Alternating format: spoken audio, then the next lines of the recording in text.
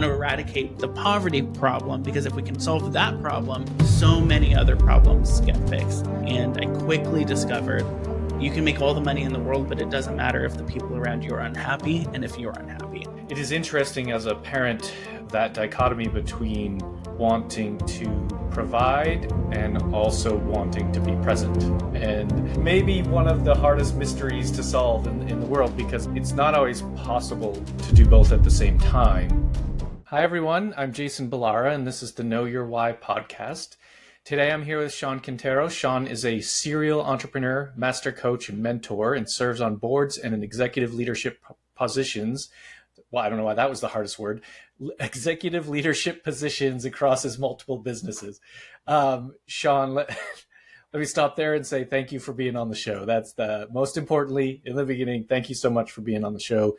I know you told me you've had a busy day already, so hopefully this will be fun and light, and I appreciate you being here. Jason, thanks for having me. Yeah, absolutely. Let's start with your story. Tell us about your background. Tell us kind of what got you to where you are today. And then we'll dive in from there.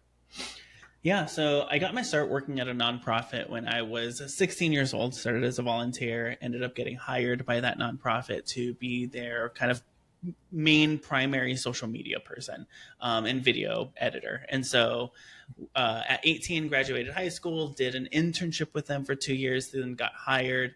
And what I did was grew their kind of social media following and their media production and marketing pretty rapidly. And so I was able to move from a position of like kind of assistant social media person to media director and marketing director really quickly. And I was their youngest marketing director and decided, I think I can make a bigger difference and impact by going into business and becoming an entrepreneur. What I discovered really quickly was nonprofit work is really impactful and meaningful, but it doesn't pay very well. At least the one that I worked at didn't pay very well. Sure. I got engaged. I wanted to have a really nice wedding. I wanted to provide for my wife and for my future family. And so I made the decision, to kind of do a lot of research before making the jump away from nonprofit. To answer like one single question, which was, how do people build wealth? Because I grew up in a city called San Bernardino. That is it was just rated 2 years ago as the highest, most dangerous city to live in the US. It declared bankruptcy twice. It has incredible challenges around divorce rates, abuse, difficulties with graduation, drug abuse. There's a lot of challenges within the city that I grew up in. And so I wanted to find a way, how do other people do it? Because this isn't normal for everyone. I remember having a cousin who was really wealthy. I went to his house once and I was like, oh my God, this feels like the size of Walmart. How is this so large? And at that time, I think we were living in like a 2-bedroom apartment. So I knew there was a different way to do life. And I wanted to figure out, how do the wealthy do it? How do the wealthy live life and build success? And discovered that the number one way to generate wealth in the US, at least, is to build business. It's business. It's entrepreneurship. That is how you build wealth. It's you create assets that can create cash flow, and you allow that cash flow to invest in other assets that create more cash flow, and it's kind of a upward spiral from there. And so I said, okay, I'm going to go start a business. But I was, a 22-year-old. I knew everything and I knew nothing. I didn't go to college. I couldn't afford it, and I just wasn't smart enough to go to college. So didn't go to college, but I said, I'm going to kind of put myself through schooling. I'm going to listen to every podcast, watch every YouTube video. I'm going to read every book I can get my hands on, and I'm going to figure out this business thing. Started a business. The first business was an events-driven business. I would do these local events because I wanted to inspire the people around me. I thought it was going to be like the next Tony Robbins. And I would do these events in my parents' backyard, and we called it a night of inspiration. And that business ended up growing from my parents' backyard with like 12 people to amphitheaters in our local area to like 500 to 600 people, except I wasn't making any money. It would cost me, $10,000 to put this event on, and we were making like $2,000. And so I was putting all of my money into these events that weren't making any money. So I said, okay, I got to figure this thing out. and said, okay, I'm going to get a side hustle for my side hustle so I can fund my side hustle because my current paying job doesn't pay me enough to pay this. So I started a photography business. I said, I have this skill set that I'm using for this nonprofit. Let me go use it for other people. So I got into photography, started a photography business, and was underselling myself. I mean, I was selling wedding packages for like $200. I just was not making any money there. And I very quickly discovered there was a lot of money psychology that I had to undo. A lot of beliefs around wealth, pricing, just understanding strategic ways to position yourself to be premium service. And there's a lot of learning I had to do. And so I said, you know what? I can't go to college. I'm reading the books, but I'm having a hard time implementing it. I need someone who I just need to be around people, because if I'm around different kinds of people, I'm going to catch things and learn things so much quicker. So scoured the, internet for conferences I could attend, because I knew if I could be in the room where it's happening, where people are learning, I could learn so much more than on my own. Found this conference, and it was like perfect. It was exactly what I was looking for. Went to go buy a ticket, and tickets were like $8,000. And at the time I had like $80 in credit. There was no way I was going to buy this ticket. So I scoured their website and I said, okay, I'm going to email them. Found a random like customer support email, and I said, I live nearby. I will volunteer. I will move tables. I will help with registration. I just want to get into the room. I just want to be in the room where there are wealthy people who are learning business stuff so I could learn it too. Well, they emailed me back and said, all right, come on down. Except I kind of fibbed a little bit. I wasn't near them. I was 8 hours away from them. So I found like the cheapest motel I could find, asked my parents to like drive me up 8 hours. We drove there, and I volunteered at this event, and I met people that I still do business with today. But what was magical about that was discovering two things. I didn't have the resources to get in the room, but that didn't mean I couldn't be resourceful to get in the room. And it's such a key kind of pillar to entrepreneurship, is oftentimes we don't have billion-dollar budgets. Some people do. One day we hope to be there. At this point, and at that point in my life, I didn't have a billion-dollar budget to spend on getting in the room, but that didn't mean I couldn't be resourceful to find a way to get in the room and kind of make it happen. And so got in the room. The second thing I learned was that it's almost never a how question and almost always a who question. It's never how do I do this, but who has done it already that I can mimic, that I can follow, that I can be mentored by.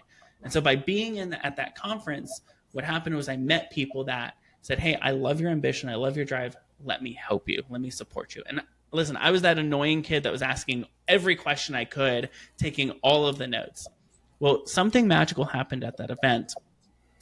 The technical director, the guy running the show, ended up throwing up in the room. And it wasn't magical for him, but it was magical for me, because I ended up getting asked, hey, Shawn, you are a technical director at your nonprofit. You do marketing stuff there. Can you fill in the role? And it was the second day of the event that I moved from being at the registration table to being backstage, where I got to meet people like Gary Vaynerchuk, like Damian Chon, like Ryan Dice, like some of these big, incredible people. And that's where I discovered, I went from being at the registration table to being in backstage because I was in the right place at the right time, and I found a way to be there. And oftentimes within entrepreneurship and just building business, it's about getting into the places that oftentimes the door is closed for whatever reason. Maybe you don't have the resources, the time, the connections, but you find a way to get into the room. Magic happens when you're in the right room with the right people who have the right intentions. And that's what I discovered there.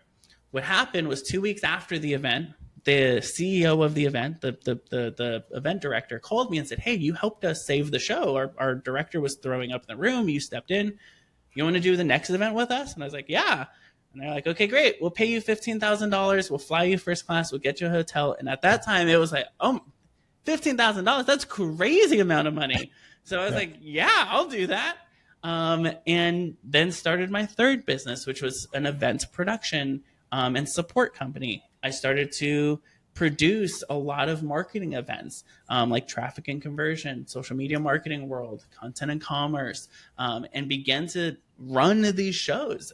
And while running them, I was learning so much about marketing. And that led to my fourth business that I started, which was a marketing agency. I said, okay, I'm learning all of this. I want to begin to implement it. So let me just take the next step and start getting clients and saying, hey, I can help you with your marketing. Let me learn this with you, and started our marketing agency. I quickly discovered that we could generate leads for people, but generating leads was only half the journey. Converting those leads was the next step. And we were generating these leads for people who had a hard time with sales. So I started my next business because I wanted to solve that problem, which was a sales training company. And I learned everything I could about sales, developed a really unique sales process, and started a sales training company so that we can help people who we were generating leads with convert those leads. And then I got burned out. And it was around the same time that we had our little one. I have a little girl, she's 3 years old, and I was wiped. I was running all of these businesses. I was, an operator in every single one of them. I was the primary person making decisions. I had a staff, but it was all bottlenecked to me. And so they weren't really decision makers. They were task doers.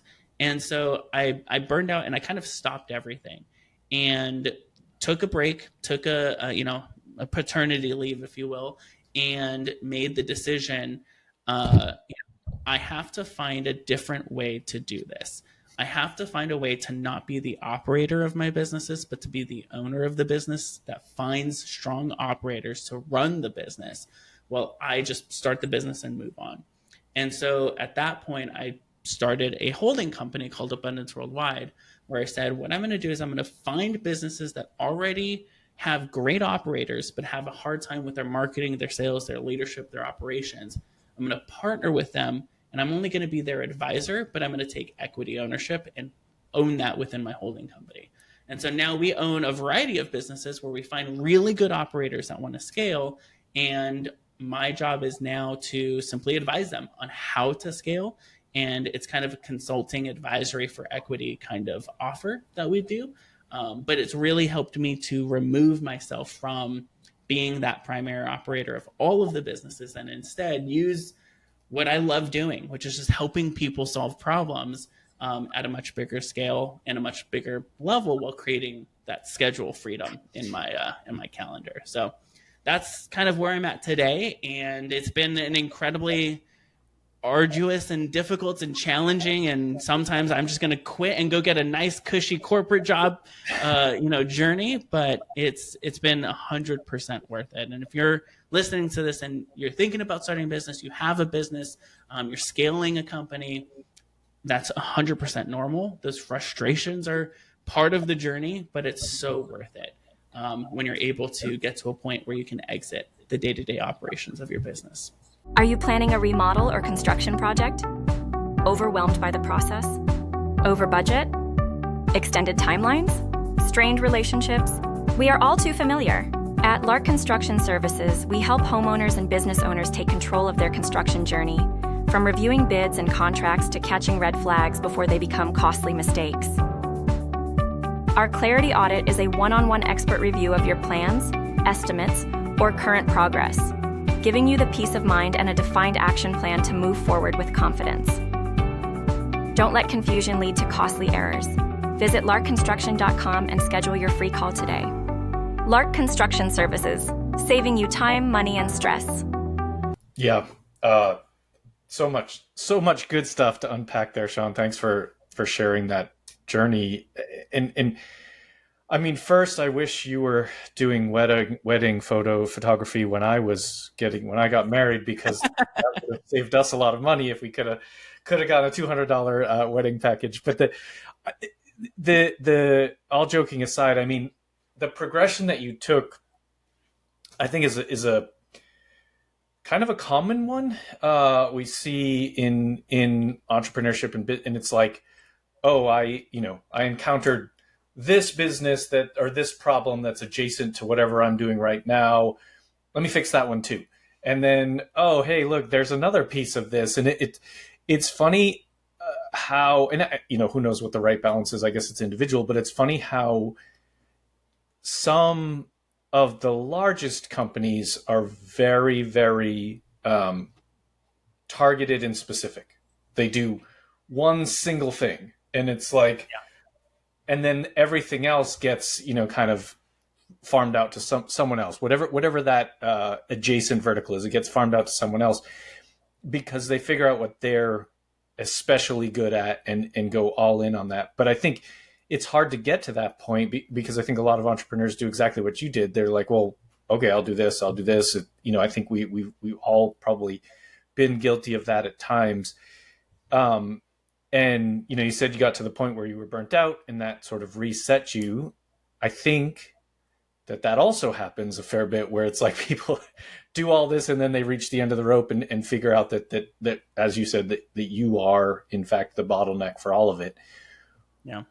Looking back, were there signs that it was getting to that point? Like, because I think that the problem is there probably are usually signs and we all ignore them, and then you just reach that breaking point. So, I mean, looking back, what might you have cued in on that would have helped you, I don't know, reach the conclusions that you have now, maybe a little bit earlier?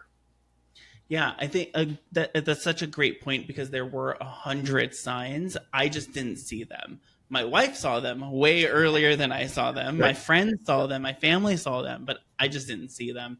And I think it's a little bit of like nurture and nature. A little bit of like it's built into my personality to like, what's next? Okay, how do I solve that next big problem? I'm very ambitious to solve problems because I genuinely want to help people live better lives, live better quality lives.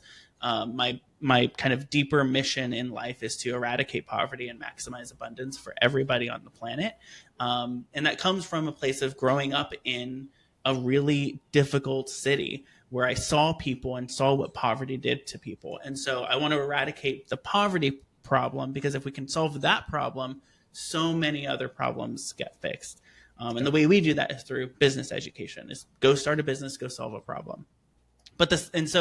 There's good intention behind a lot of the work I was doing at that time, which I think blinded me to a lot of those signals of, well, I'm making a difference. I'm helping people. Yeah. But I wasn't helping myself and I wasn't helping my family. And I quickly discovered you can make all the money in the world, but it doesn't matter if the people around you are unhappy and if you're unhappy. And so some of the signs that I would say they saw first was, hold on, wait a minute. I'll finish this in 5 minutes. And saying that more and more frequently. And then it would be 10 minutes and then 30 minutes. And, it's 8 p.m.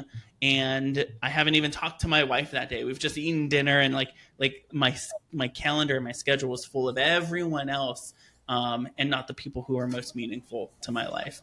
The second thing was just the recognizing that when I had to hire a staff member, it felt burdensome.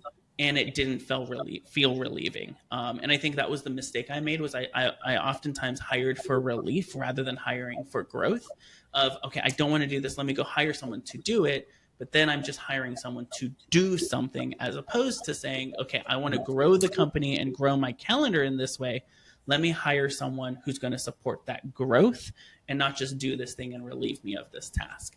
Because then they have, it's implied and built in, I need you to make decisions to grow the company, not just rely on me to make the decisions. I'm looking for, an executive leader here. I'm looking for a business partner. I'm looking for somebody who, even if you're a contractor or employee, somebody who's going to come in with that mentality of an owner of the company who's going to help you grow.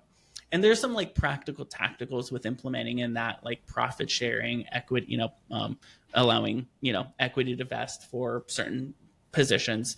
But it was really kind of at the high level, making that decision of, I'm going to not hire just for relief. I'm going to hire for growth.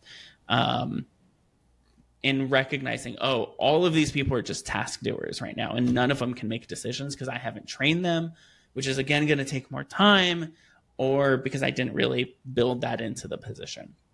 And then I think another signal was when my wife was pregnant and we were unable, thinking of how much I wanted to take a paternity leave and how little systems I had built to support that. Because if I was removed, our revenue would go down, our leads would go down, our sales would go down, like everything would begin to drop. And I realized I hadn't really built a business. I built a really high paying but really high stressful job.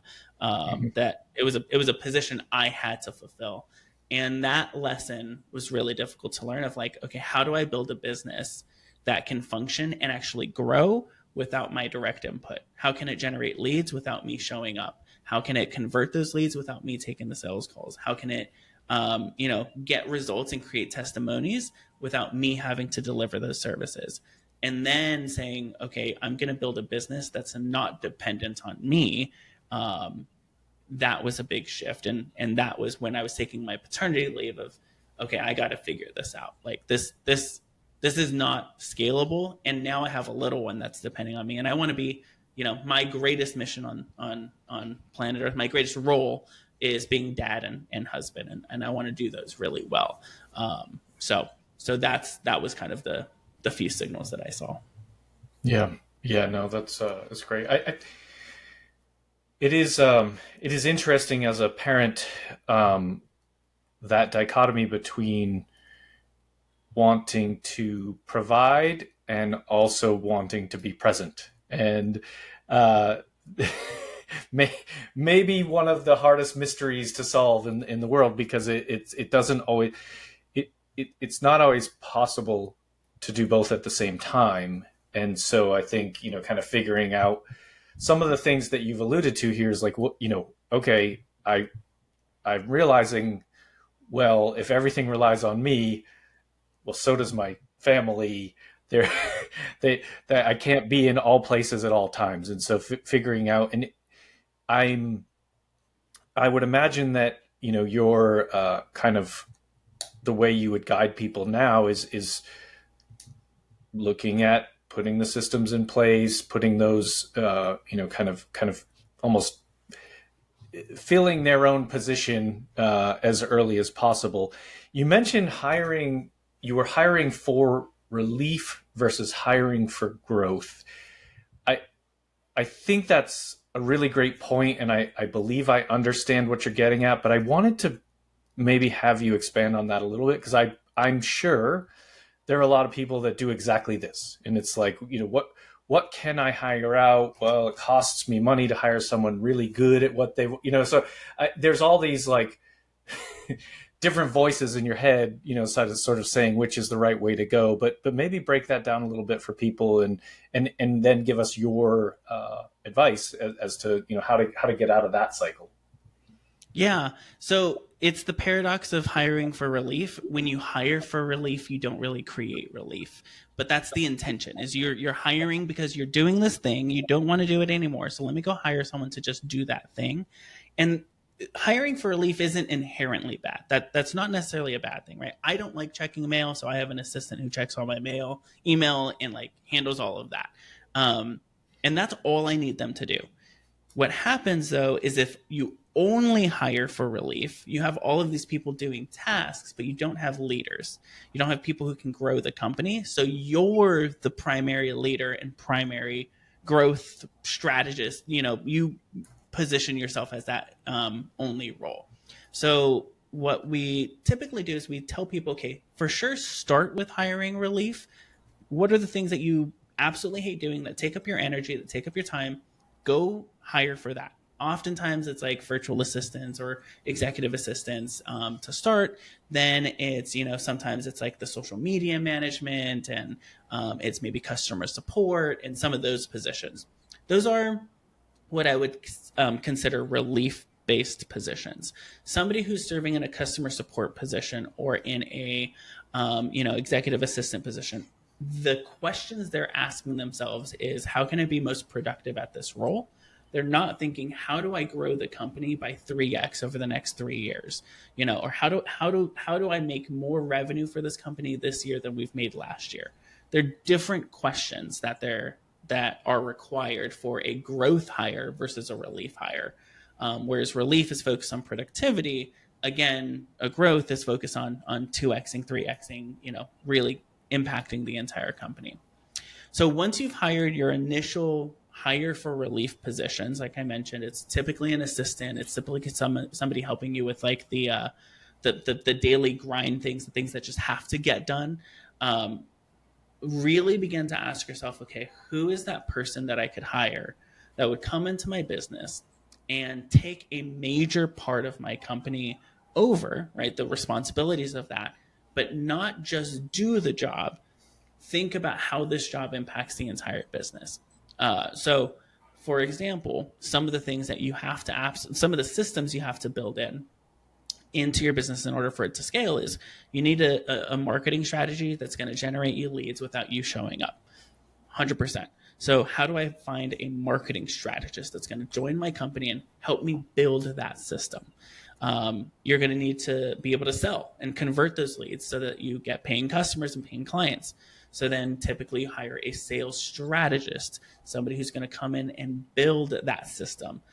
They're not thinking in terms of productivity, they're thinking in terms of system. Then you start thinking, okay, operationally, how do I deliver on my services? If you're a service-based business, you're a web developer, marketing agency, coach, whatever, real estate agent, attorney, plumber, you're the person doing the work. So this is the hardest job because you're the one who went to school for this. This is the whole reason why you started your business. You love doing this service. But how do you find someone who can deliver that service while you go on vacation for 3 months? That's kind of a next growth strategist. And then, another operational position is, okay, now you have all of these people on staff. How do you make sure that you're not required to be a part of those meetings? How do you make sure people are doing their job? How do you make sure people are happy and satisfied? So typically you're hiring a director of operations or COO, somebody who's going to think, how do we really make this run like a well-oiled machine and make sure the systems are functioning. So whereas a person is focused on, a relief hire is focused on doing a job, a growth hire is typically focused on building a system. I love that explanation and sort of breakdown of the particular, even the sequence of events and what you need. And I think I've had guests in the past sort of talk about, maybe the last spot you hire is where your magic is, your superpower is. You said in a lot of instances it is that operational role, so the COO might be the last person you hire. I mean, I suppose if you're excellent at sales, then maybe that is the last person you hire. But I think filling in the seats around you of where it's probably even easier to find someone who's better at that specific thing than you might be. It's a funny thing that as entrepreneurs, that we maybe think we're the best at all of these different things. like it's hiring someone, they wouldn't do it the way that you do it or do it as well as you do it. And I think that's probably a fallacy in most instances. There's probably someone out there who actually can do at least a component of that business, better than you. And so getting those particular hires in place and getting them right is like rocket fuel for the business. Yeah. And what we recommend for each person, when we start working with a client specifically on this problem of, okay, how do you begin to replace yourself in these positions? What we're really exploring and what I had to learn that was really helpful for me was the BOAT process, BOAT. And that is looking at everything that I'm doing and identifying, is this something that I can do quicker because I can batch it? That's B. Is this something I really should be doing, or should I be outsourcing it, which is O? Is this, something someone else can do better? Is there a system that I can simply plug and play in that I can automate this task on? That's A. Or is this something that I'm doing that I think I need to be doing, but it's not making a real meaningful bottom line impact on my business? Then I need to terminate it, which is T. And I, kind of doing a self-assessment, identifying what are all the things you're doing, including I check email the first thing I wake up. I,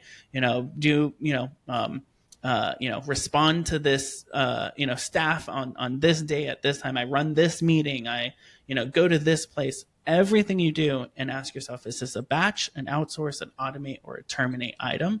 And that's naturally going to free up a lot of space, because I can't tell you how many times like 40% of what people are doing is busy work. It's not making a meaningful difference in their business. So we just terminate it right away. Or it's something somebody else could be doing that's already on their staff, but they didn't think about that person in that way. So it's now saying, okay, let's educate and train that person so they can take that on. Oftentimes their hidden gems and jewels are already within their existing staff or in their capacity, and they just need to think about it in a different way. Mm-hmm. Yeah, makes sense. Talk to us a little bit about your holding company that you mentioned it. How are you?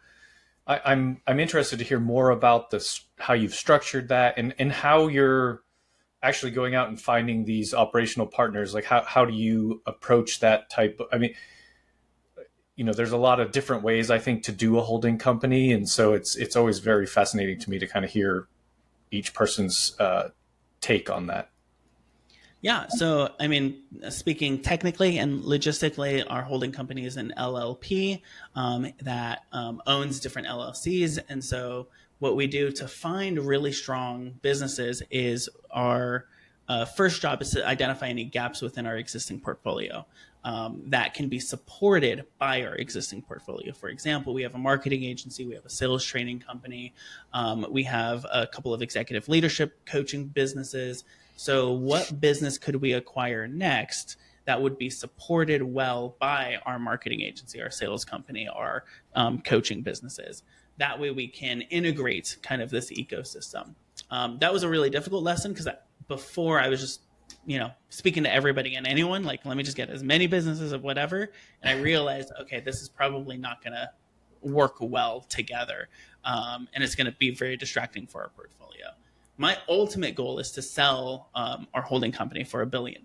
I'd love to have $1 billion valuation. That's probably, 7 to 10 years away, but we're actively working towards that. And one of the ways that we're going to increase valuation is the companies that are within that holding company that already support each other and can increase our valuation. So that's the first thing, is identifying a gap within our existing portfolio. And then what we do is we go find really good operators. I'm not so concerned about, I'm definitely concerned about like market fit, about the financial health and growth plan for that business, the scalable model that they're following, the staffing. We're definitely interested in that, and we begin to assess that. But what I really want is a person that I can believe in, and to find an operator running a business that person just needs a little support or a couple of tweaks, or, they need this type of, support or supplemental support. And if we have a portfolio that can fill in the gap for them, but they're really good operators that we believe can take the company and scale it, then we want to support them. So we go find really strong operators we believe in first. That's our very first kind of green flag before moving on to all of the other things. Once we find that operator, we do an assessment, kind of a business triage, and identify, we look at the financials, we look at the historics, we look at, market fit, all of that stuff. And then typically what I'm doing is bringing all of that information to our board of directors. I'm not the solo, I'm a majority owner of our holding company, but I'm not the only one. So I bring it to our board. They begin to assess the business for fit, poke holes in everything we do, build kind of if it's identified as, okay, this is a potential partner, we begin to make an offer, package that offer, we put that offer in front of the operator. That starts kind of a negotiation process. Once we come to an agreement, then we take equity of their company. They remain majority owner, but we take a good portion of equity of the company. We support them. That vests over a period of time. But then, all of the support of our companies begin to back that company. That company begins to grow, and then we go look for our next business to acquire. So that's kind of our process. Sure. Are the operators typically the owner, or are they someone within the business, or does it vary? I don't know. I would imagine it depends on the size of the business. But. Yeah, it varies. So, for example, one of them, the owner was they wanted to sell their company already, so they were already in sales acquisition part of their journey, and the operator that they were hoping to sell it to was the general manager of the company. And so the operator we're really interested in is who's the general manager, not really the owner. Sometimes, so I would say probably like 80% of the time, it's the owner. It's the person who owns the company and is looking for support. Whereas, that's kind of the 20% of creative options that are available. Yeah. Yeah. I kind of thought, as companies get larger, then maybe the owner is no longer that operational figure in the business, and they're much more of a high level business development type of role. But yeah, in a lot of the smaller businesses out there, as we already spoke about, and oftentimes that owner is they are the operational expertise of that business. So it making sense to partner with them and create. So I love that. I love that concept and kind of the idea of how you've structured it. I think it's very, very smart. You said earlier in the show that you weren't smart enough, and that's why you had to, why you weren't going to go to college. I don't think that's the case. I think you're proving it has nothing to do with a lack of intelligence here. I think you may have made the smarter move for yourself. So I'm gonna I'm gonna call out that was not a true statement earlier on. I love it. Well, I receive it and I accept it. I look at like my wife. She has a master's degree. She's thinking about her PhD. She can write essays and do research, and like she's in the field of psychology. And I look at her and I think, man, she's just so smart. Yeah. I'm like, I've had to figure it out the hard way. And it's taken me time. But what I discovered, and I think this is a good lesson for anyone who wants to learn something, whether it's investing, whether it's real estate, whether it's business, is sometimes it's overcomplicated intentionally to keep you out. But once you get over the terminology, yeah, it really is simple. Like, it's just words you have to learn the meaning about. Yeah. And then you ask more questions and you be the dumb person in the room and you say, I don't know that. Can you tell me more about that? And then you learn. So don't let the complication keep you out. Like, lean in, learn, ask all the dumb questions, be the dumbest person in the room. That's what primarily worked for me, is just let me ask all the questions and learn all the things. I could not agree more. I do think it's fast. It was a funny thing when I went from, being involved in smaller residential real estate and then wanted to get into commercial real estate. And it was like, oh, well, there's all these different words. And like, once I learned what it all meant, I was like, it's all the same stuff. You just put a different name on it to confuse people and create some imaginary barrier of entry. And it's just like, it's like that in the business world. It's, use different terms for exactly the same thing. And so it's almost like you just have to pick up another language.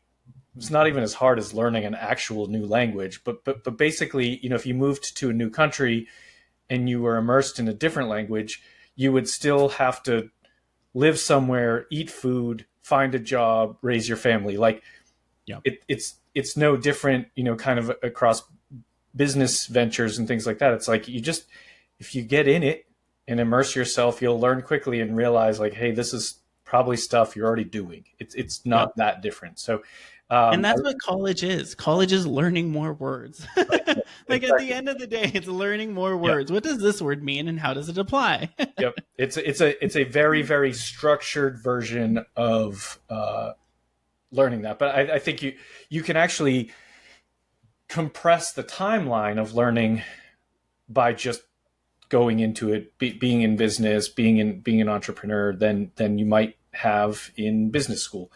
But I mean, it's different for every person, but I just, the point being, people should not be scared of this stuff just because they maybe hear some words they don't understand. They probably already mean something that you already understand. It's just someone made a new term for it. So it's that was meant to be encouraging. I hope I hope people understand. So well, Shawn, let me just, I want to make sure I get the chance to ask you the questions I ask every guest. The first one, of course, is related to the name of the show being Know Your Why. So what is your why? What is, driving you? You mentioned wanting to, build this holding company to $1 billion valuation. I think that's would be pretty contrary to how you described where you grew up. I'm not that far from San Bernardino. I didn't realize that Oh, all of wow. that you stated there. So I didn't realize that was that was the case out there. But point being, as someone who maybe didn't grow up in an environment where people thought about $1 billion valuations, and now here you are, that's your ultimate goal. What is your why? What's pushing you towards that? What keeps you going when it's hard? Because you already mentioned it's been hard. So Yeah. I would say there's two. Predominantly, one, it's my family. My wife, my little girl, seeing how they're growing up very differently. My wife grew up very similar to me, but our daughter's growing up in a very different economic status, very different situation, very different family health than I did. So being able to create that generational legacy of, hey, all of that stopped at me because my daughter's going to live a very different life. I think at the root of everything, it's my family. And then, just on a more practical level, I alluded to this. It's to eradicate poverty and maximize abundance. And here's why. When you solve the poverty problem, it's been scientifically, politically, sociologically proven that you eradicate the poverty issue, you show people how to live a life of abundance, divorce rates go down, drug abuse goes down, mental health challenges go down, marital abuse goes down, teen pregnancies go down, high school graduations go up, college dropouts or high school dropouts go down. All of these other supplemental problems that we look at society and say, man, I wish we could do something about that. All of them almost get solved immediately when we solve the poverty issue. So I know that when we're doing, when we're partnering with an operator who's creating jobs, we're partnering with an operator who comes from the same situation. We're doing our business education in places like San Bernardino. We are creating meaningful change that's not just going to impact that person's life, but reverberate into their families. I don't know if it's weird or whatever, but I've always considered generational legacy. Even when I was like 12 years old, I was thinking about my great grandkids. And so I want to live a life in such a way and make choices today that reverberate down to the people that will never know me, maybe know my name on like a 23andMe, DNA test, but they'll never know me. They'll never know what my heart was. They'll never know what decisions I made, what my favorite foods were.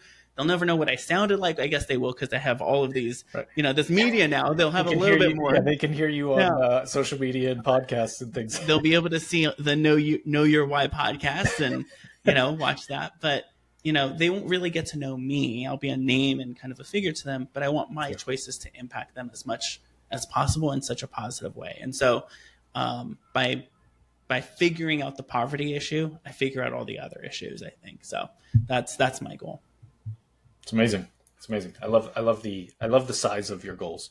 And if our great grandchildren are listening to us on this podcast someday, that's actually a pretty amazing thing to think about. That for so many reasons. But yeah, that would be absolutely incredible. So, well, Shawn, this has been great. I really appreciate you sharing your story and kind of talking about everything that you did. I think so meaningful and inspirational. Thank you for being on the show. Thanks for taking the time to talk to me today. And I truly, truly appreciate it. Thanks, Jason. Yeah. Folks listening, make sure you can hold on. How should people, I missed a question. When people hear this and they want to connect with you, the most important question, how can they find you? What's the best way for them to reach out? Yeah. On social, I'm at Hey Shawn Q, HeyShawnQ, all over. So you search me at Hey Shawn Q, you'll find me. And then you can go to our website. My personal website is www.heyshawnq.com. Okay, perfect. Well, we'll get that in the show notes. And what I was going to say before I missed that question was, folks, make sure you connect with Shawn. He's got very, very big aspirations and dreams. The idea of alleviating poverty, it's hard not to get behind that. So Make sure you connect with Shawn. Please like, rate, and review the show so we continue to get more great guests. And as always, thank you so much for listening. Hey there, I am Dr. Jason Balara, and this is the Know Your Why podcast, where we explore the why behind success. Every week, I meet with real estate investors, veterinary entrepreneurs, mindset coaches, authors, and fitness professionals to uncover their why and how it drives them on the winding road to success. What is your why?